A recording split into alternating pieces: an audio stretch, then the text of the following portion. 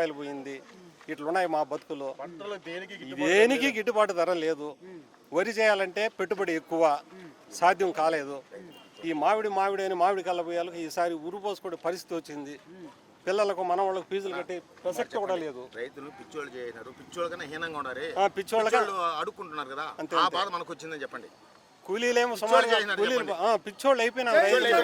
పిచ్చోళ్ళు అయిపోయి ఆయన చూసి పలకరించి మా బాధలన్న చెప్పుకున్నామనేసి వచ్చినామే గాని అతను చెప్పినట్టుగా దౌర్జన్యాలు గలాట్లు ఏమి ఉండకూడదనే మేము చెప్తాం. అతనితో కలుసుకొని పోదామనేసి రావడం. మరి కూటమి ప్రభుత్వం గురించి చెప్పాలంటే వాళ్ళు చెప్పిన సంక్షేమాలు అయితే కావచ్చు, ఏమీ లేదు. కొందరికి వచ్చినాయి.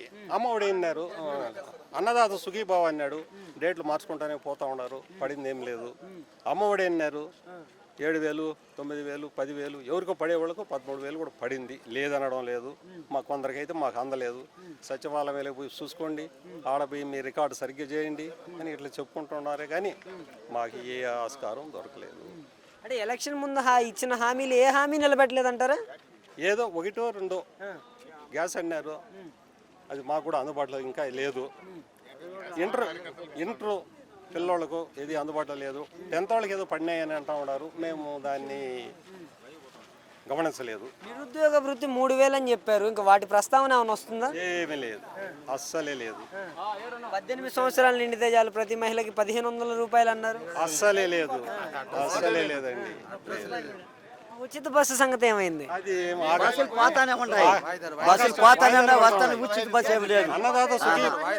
అన్నదాత సుఖీభావ వాయిదా పడింది. ఆ విధంగా బస్సులు కూడా వాయిదా పడతా ఉన్నాయి.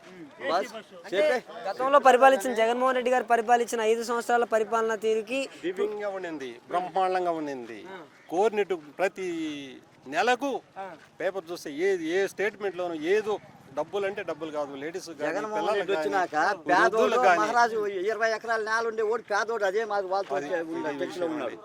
అంటే వ్యత్యాసం ఏంటంటారు? గతంలో ఉన్న వైఎస్ జగన్మోహన్ రెడ్డి గారికి ఇప్పుడున్న చంద్రబాబు నాయుడు గారికి వ్యత్యాసం ఏంటి ఒక మాటలో చెప్పాలంటే? చంద్రబాబు నాయుడు గారు పరిపాలన బాగానే జరిగింది.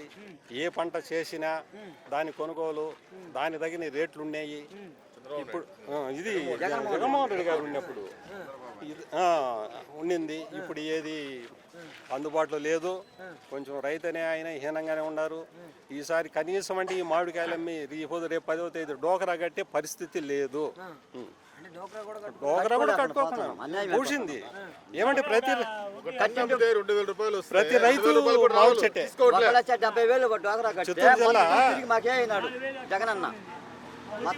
డోకరా వడ్డీ మాఫీలు కానీ ఇలాంటివి ఏమీ లేదండి. పరిస్థితి అంటే చాలా ఇప్పుడు వర్షాలు లేకుండా ఇప్పుడు వరి సాగు చేయాలా, వర్షాలు లేవు, బోర్లు నీళ్లు కూడా అయిపోతాం. చెనిక్కాయ లేదు.